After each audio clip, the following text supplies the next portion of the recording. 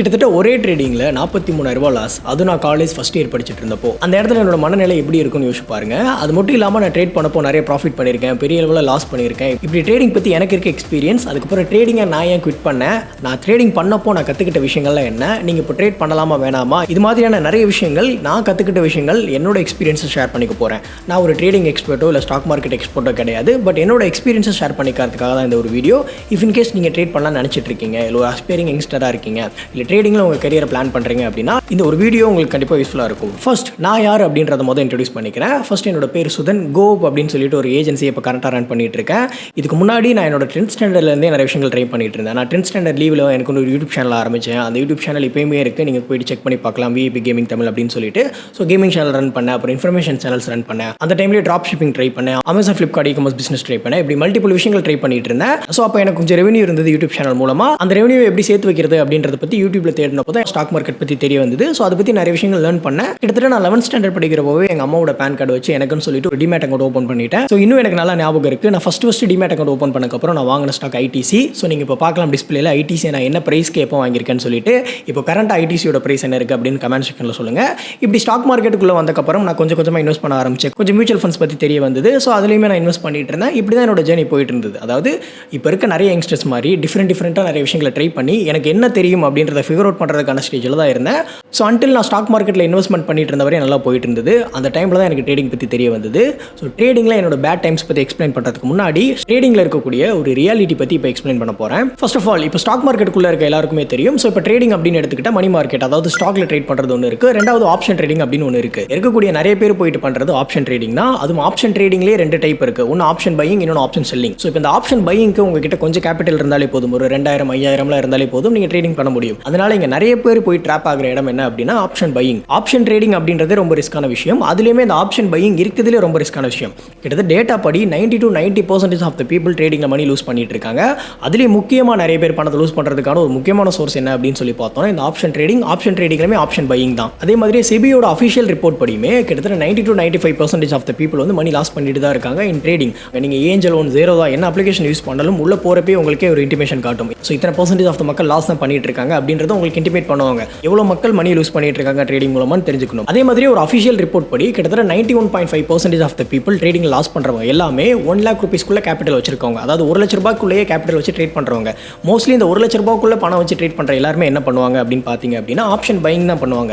ஏன்னா option buying அப்படின்றது ஒரு நான் சொன்ன மாதிரி ஒரு 2000 5000 வச்சு ஆரம்பிக்க முடியும். பட் நீங்கள் ஆப்ஷன் செல்லிங் பக்கம் போயிட்டீங்க அப்படின்னாக்க நீங்கள் வந்து மினிமம் ஒரு 1 லட்ச ரூபாய் இல்லை 1 லட்ச ரூபாய்க்கு மேலே வந்து உங்களுக்கு கேபிட்டல், அதாவது இன்வெஸ்ட்மெண்ட் வந்து தேவைப்படும். ஸோ அப்படி நிறைய பேர் நான் ஏன் அவ்வளோ இன்வெஸ்ட் பண்ணணும்னு சொல்லிட்டு நிறைய ஸ்டூடெண்ட்ஸ் ட்ரேடிங் பிகினர்ஸ் எல்லாருமே ஆப்ஷன் ட்ரேடிங் பண்ணுறாங்க. ஆப்ஷன் ட்ரேடிங்லேயே முக்கியமாக என்ன பண்ணுறாங்க அப்படின்னா ஆப்ஷன் பையிங் வந்து பண்ணுறாங்க. ஸோ அதுதான் இங்கே லாஸ் பண்ணுறதுக்கான முக்கியமான காரணம். ஸோ இந்த ஒரு வீடியோவில் நான் ஆப்ஷன் பையிங்னா என்ன, செல்லிங்னா என்ன, ஸ்டாக் மார்க்கெட்னா என்னன்னு சொல்லிட்டு பிரீஃபாக எக்ஸ்பிளைன் பண்ண முடியாது. இந்த ஒரு வீடியோவை நீங்கள் கிளிக் பண்ணி உள்ளே வந்திருக்கீங்க அப்படின்னாலே கண்டிப்பாக உங்களுக்கு ஸ்டாக் மார்க்கெட் பற்றி பேசிக்கான ஒரு அண்டர்ஸ்டாண்டிங் இருக்கும். ஸோ அப்படி இருக்கவங்களுக்கு ஆப்ஷன் பையிங்னா என்ன, செல்லிங்னா என்ன, அதே மாதிரி மணி மார்க்கெட்னா என்ன, இந்த மாதிரியான விஷயங்களை கண்டிப்பாக தெரிஞ்சிருக்கும். ஸோ நான் சொல்ல வர விஷயம் என்ன அப்படின்னா ஆப்ஷன் ட்ரேடிங் ரொம்ப ரொம்ப ரிஸ்க்கான விஷயம். அதுலேயுமே ஆப்ஷன் பையிங் ரொம்ப ரிஸ்க். மெயின்லி செபியும் சரி, அஃபிஷியலான இருக்கக்கூடிய இந்த ப்ரோக்கரேஜஸும் சரி, எல்லாருமே என்ன சொல்கிறாங்க அப்படின்னாக்க நிறைய % ஆஃப் பீப்புள் ட்ரேடில் லாஸ் பண்ணிட்டு தான் இருக்காங்க. அதுலேயும் மெயின் ஆப்ஷன் பையிங்கில் ரொம்ப நிறைய பேர் லாஸ் பண்ணுறாங்கன்றதான். ஸோ இந்த விஷயத்தை நான் ஏன் சொல்லணும்னு நினச்சேன் அப்படின்னா நான் பண்ண தப்புமே இதே தான். என்னோட பேட் டைம்ஸ் இன் ட்ரேடிங் பற்றி இப்போ சொல்கிறேன். நானுமே இப்போ நிறைய பேர் பண்ணுற தப்ப என்னோட 12th ஸ்டாண்டர்ட் லீவில் பண்ணேன். ஸோ அப்போ நிறைய டைம் கிடச்சிது. ஸோ ட்ரேடிங் பண்ணுறதுக்கு தெரிய வந்தது இல்லையா. சரி ஸ்கூல் போனப்போ பண்ண முடியாது, ஏன்னா அந்த மார்க்கெட் டைமில் தான் வந்து பார்த்தீங்கன்னா ஸ்கூலில் இருப்போம். அதனால் இப்போ 12th லீவில் கம்ப்ளீட்டாக ஃப்ரீயாக தானே இருக்கும். ஸோ சொல்லிட்டு அப்போ தான் நான் ஃபஸ்ட் டைமாக ட்ரேடிங் ஆரம்பிக்கிறேன். அப்போ பெரிய கேபிட்டலாம் எடுத்துகிட்டு வரல. ஃபஸ்ட்டு வந்து ஒரு 2000 3000 அப்படின்ற கேபிட்டல் எடுத்துகிட்டு வரேன். சும்மா நான் ஆப்ஷன் ட்ரேடிங் ஆப்ஷன் பையிங் பண்ணி கொஞ்சம் பண்ண உடனே ஒரு ப்ராஃபிட் வரும், ஒரு 200 300 500 வரும். ஸோ அது எனக்கு வந்து ஒரு இன்ஸ்டன்ட் கிராட்டிஃபிகேஷன் கொடுத்தது. ஸோ அதனால் நான் என்ன பண்ணேன், அதை வச்சு பண்ணிகிட்டே இருந்தேன். ஃபார் எக்ஸாம்பிள் நான் ஒரு 2-3 நாள் ட்ரேட் பண்ணுறேன்னா அந்த ட்ரேடிங்கில் வந்து 300 ப்ராஃபிட் வருதுன்னா கடைசியில் ஒரே ட்ரேடில் கிட்டத்தட்ட 3000 லாஸ் பண்ணிட்டேன். அதாவது என்னோட கேபிட்டலே வாஸ் அவுட் ஆயிடுச்சு. ஓகே பரவாயில்ல அப்படின்னு சொல்லிட்டு நான் திரும்ப என்ன பண்ணுவேன், ஆப்ஷன் பையிங்லேயே ஒரு 5000 ரூபாய் எடுத்துகிட்டு வருவேன். ஸோ அதை வச்சு ட்ரேட் பண்ணுறப்ப திரும்ப லாஸ் ஆகும். ஸோ திரும்ப ஒரு 5000 3000 எடுத்துகிட்டு வருவேன், லாஸ் ஆகும். ஸோ இப்படியே ஒரு லூப்பில் தான் போயிட்டு இருந்தது. முடியல தலைவரே.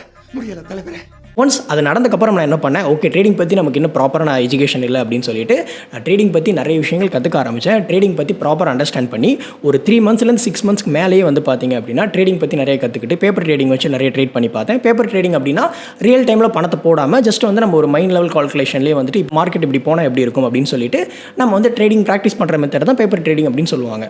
ஸோ அதெல்லாம் பண்ணி ஓரளவுக்கு நல்ல நாலேஜ் கிடச்சக்கப்புறம் அந்த டைமில் தான் என்னோட யூடியூப் சேனலையுமே நான் வந்து செல் பண்ணியிருந்தேன். ஸோ என்னோட விஐபி கேமிங் தமிழ் சேனல் சொல்லலையா அதை. இருந்தேன். ஸோ அப்போ அந்த பணத்தை வச்சு ட்ரேட் பண்ணலான்னு சொல்லிட்டு நான் வந்து ப்ராப்பராக தான் ட்ரேட் பண்ணிட்டு இருந்தேன். ஸோ அப்போ நல்ல ப்ராஃபிட்டும் ஒரு 2-3 மந்த்ஸ்க்கு மேலே கண்டினியூஸாக ப்ராஃபிட்டும் பண்ணிட்டு இருந்தேன். ஸோ அந்த டைம்லையுமே என்னால் கண்ட்ரோல் பண்ண முடியாத ஒரு விஷயம் என்ன அப்படின்னா சைக்காலஜி. நான் ஒரு ஸ்க்ரீன்ஷாட் பாருங்களேன், நான் ப்ராஃபிட் பண்ண நாள் எல்லாத்துலேயுமே பார்த்தீங்கன்னா கிட்டத்தட்ட 2000, 3000, 5000 இந்த மாதிரி ப்ராஃபிட் பண்ணியிருப்பேன். பட் நான் எப்போலாம் லாஸ் பண்ணணும், அந்த லாஸ்லாம் பார்த்தீங்கன்னா 15000, 20000, 43000 அப்படின்ற லெவலில் பண்ணிட்டு இருப்பேன். அதாவது ப்ராஃபிட்டை சீக்கிரம் க்ளோஸ் பண்ணிட்டேன். லாஸ் வர்றப்போ ஓகே அது எப்படியாவது ப்ராஃபிட்டபிளாக மாறிடும் அப்படின்ற ஒரு தேவையில்லாத குருட்டுத்தனமான ஒரு லாஜிக்கே இல்லாத நம்பிக்கையினால நிறைய நேரங்களில் லாஸ் பண்ணேன். ஸோ என்னால் வந்துட்டு லாஸ் வரப்போ என்னோட மைண்டை கண்ட்ரோல் பண்ணி ப்ராப்பராக ட்ரேடிங்லேருந்து ஸ்டாப் லாஸ் போட்டு வெளியே வர பழக்கமே இல்லாமல் இருந்தது. ஸோ ஸ்டாப் லாஸே நான் போட்டது கிடையாது, சிஸ்டமேட்டிக்காக ஸ்டாப் லாஸ் போட்டதே கிடையாது. மேனுவலாக வேணா ஸ்டாப் லாஸ் போட்டு வெளியே வர மாதிரி நானே ஃபிக்ஸ் பண்ணிப்பேன். இந்த லெவல் வந்து வெளியே வரணும்னு உள்ள சிஸ்டம்குள்ள சாஃப்ட்வேருக்குள்ள ஸ்டாப் லாஸ் போடாதனால நான் வந்து என்ன பண்ணுவேன், ஓகே இன்னும் கொஞ்சம் வெயிட் பண்ணலாம். மேபி நான் ஸ்டாப் லாஸ் போட்டிருந்தாலும் மேபி ஸ்டாப் லாஸ்னா என்னன்னு நிறைய பேருக்கு தெரிஞ்சிருக்கும். இப்போ நீங்கள் ஒரு செட் ஆஃப் மணி இல்லை ஒரு செட் ஆஃப் கோல்ட் ரீச் ஆனதுக்கப்புறம் ட்ரேடிங்கை கட் பண்ணிடு, பை பண்ணிடு, இல்லை செல் பண்ணிடு அப்படின்னு சொல்லிட்டு நம்ம வந்து ஒரு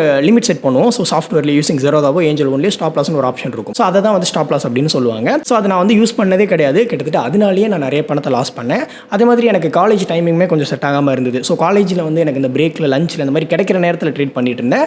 அதனால் எப்படியாவது ட்ரேட் பண்ணி ஆகணுமே அப்படின்னு சொல்லிட்டு, அதாவது ப்ராப்பரான செட்டப் கிடைக்காமையே ட்ரேட் பண்ணணுமேன்னு சொல்லியே பண்ணி நிறைய டைம் வந்து நிறைய பணம் வந்து லாஸ் ஆச்சு. முக்கியமாக நான் சொன்ன மாதிரி என்னோட மைண்ட் கண்ட்ரோல் ரொம்பவே வீக்காக இருந்தது அந்த டைமில். ஏன்னா எனக்கு ப்ராப்பரான டைம் ட்ரேடிங் கிடைக்கல. அதே மாதிரி நான் ஸ்டாப் லாஸ் இதெல்லாம் யூஸ் பண்ணணுமே அப்படின்னு சொல்லி பண்ணி ப்ராஃபிட்டும் வரும், பட் லாஸ் வந்து அது பெருசாக வரும். அதே மாதிரி ஆப்ஷன் ட்ரேடிங்கில் பார்த்தீங்கன்னா நான் முன்ன சொன்ன மாதிரி ஃப்ளக்சுவேஷன் பயங்கரமாக இருக்கும். இதனாலேயே வந்து நிறைய நேரங்களில் லாஸ் பண்ணேன். ஸோ இதெல்லாமே நடந்துட்டு இருந்தனால சரி ஓகே அப்படின்னு சொல்லிட்டு ஒரு லெவலுக்கு அப்புறம் எனக்கு அதில் வந்து பெரிய லெவலில் நாட்டம் இல்லாமல் போனனால, அதே மாதிரி நான் தொடர்ந்து தப்புகள் பண்ணி லாஸ் பண்ணிட்டு இருந்தனால ஒன்ஸ் நான் ட்ரேடிங்கில் நான் எவ்வளோ பணம் கொண்டு வந்தனோ ரிட்ரைவ் எடுத்ததுக்கப்புறம், அதாவது நான் லாஸ்ட்லேயும் முடிக்கல ப்ராஃபிட்லேயும் முடிக்கல, கிட்டத்தட்ட பிரேக் ஈவன் வந்து முடிச்சேன். அதாவது நான் எவ்வளோ பணம் உள்ள கொண்டு வந்தனோ என்னோட லாஸ் எல்லாம் ரெக்கவரி பண்ணி ஓரளவு பிரேக் ஈவன் ஆனதுக்கப்புறம் கொஞ்சம் ப்ராஃபிட் பண்ணக்கப்புறம் அப்படியே வெளியே வந்துட்டேன். நான் சொல்ல வர விஷயம் என்ன அப்படின்னாக்கா, ஆப்ஷன் ட்ரேடிங் செம்ம ரிஸ்கான விஷயம். ஸோ இந்த ஆப்ஷன் ட்ரேடிங் பண்ணது மூலமாக என்னோட ட்ரேடிங் ஜேர்னியில் நான் என்னெல்லாம் விஷயங்கள் கற்றுக்கிட்டேன் அப்படின்னு சொல்லிட்டு ஒரு டாப் 3 லேர்னிங்ஸ் பற்றி இப்போ உங்களுக்கு வந்து ஷேர் பண்ணிக்கிறேன். ஓகே, இப்போ என்னோட ட்ரேடிங் ஜேர்னி பற்றி தெரிஞ்சிருப்பீங்க. ஸோ நான் எப்படி வந்து உள்ளே வந்தேன் அண்ட் இந்த மாதிரியான விஷயங்கள். அதே நான் முன்ன சொன்ன மாதிரி ஒரே ட்ரேடிங்லேயே ரொம்ப அதிகமான லாஸ்லாம் பண்ணியிருக்கேன். நான் ப்ராப்பராக டைமை யூட்டிலைஸ் பண்ணல,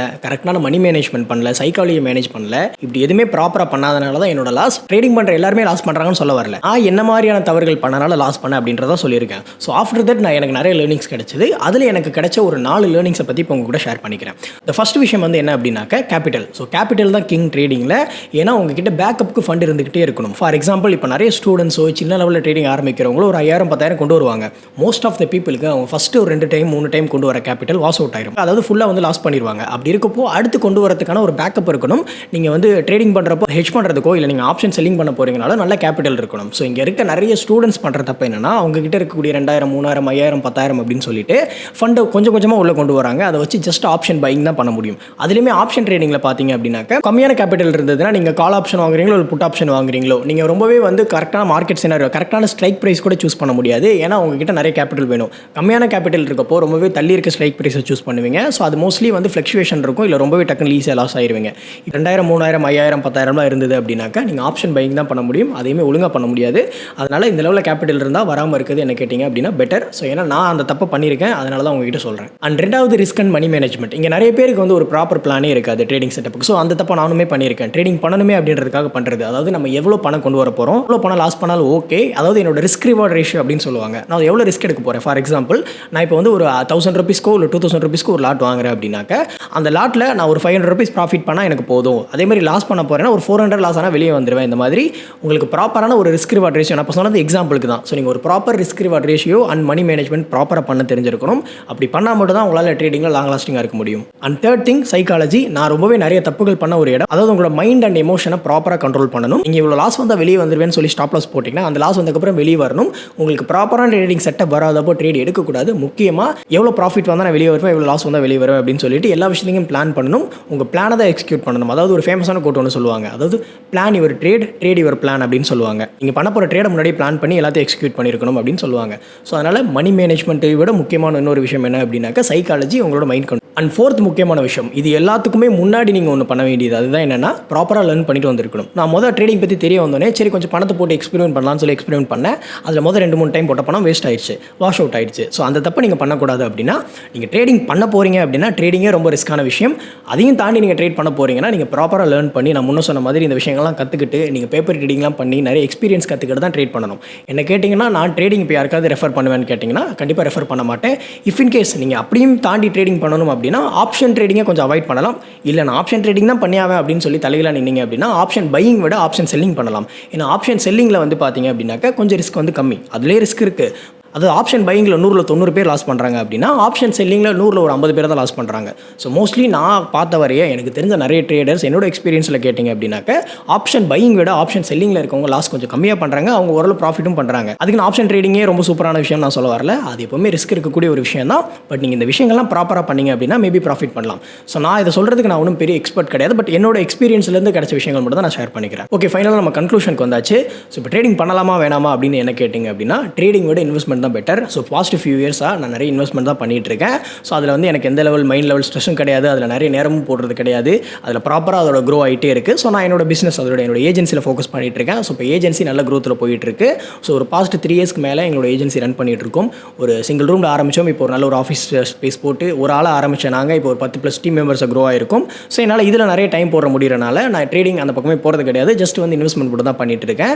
உங்களுக்கு ரெக்கமெண்ட் பண்ணுறது என்ன அப்படின்னா நீங்கள் ப்ராப்பராக லேர்ன் பண்ணி நான் முள்ள சொன்ன அந்த 4 விஷயங்களெல்லாம் பண்ண முடிஞ்சால் ட்ரேடிங்குள்ளே வரலாம். என்ன இருந்தாலும் ட்ரேடிங் அப்படின்றது ஒரு மைண்ட் கேம். ஸோ அப்படி இருக்கிறப்போ நீங்கள் ப்ராப்பராக உங்கள் psychology, money management, risk management இதெல்லாம் பண்ணணும்.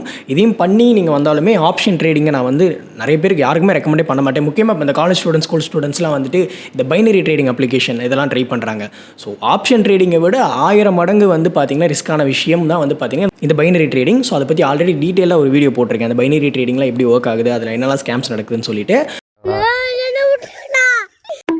ஸோ அந்த வீடியோ வேணால் டிஸ்கிரிப்ஷன்லேயே ஃபஸ்ட் கேமில் லிங்க் கொடுத்துருக்கேன், செக் பண்ணி பாருங்கள். ஸோ என்ன கேட்டிங்க அப்படின்னா ட்ரேடிங் விட இன்வெஸ்ட்மெண்ட் பெட்டர். ட்ரேடிங் தான் பண்ண போகிறீங்க அப்படின்னா ஆப்ஷன் ட்ரேடிங் பக்கம் வராதிங்க. அப்படி அதுலேயும் வந்தீங்க அப்படின்னா ஆப்ஷன் செல்லிங் பெட்டர்.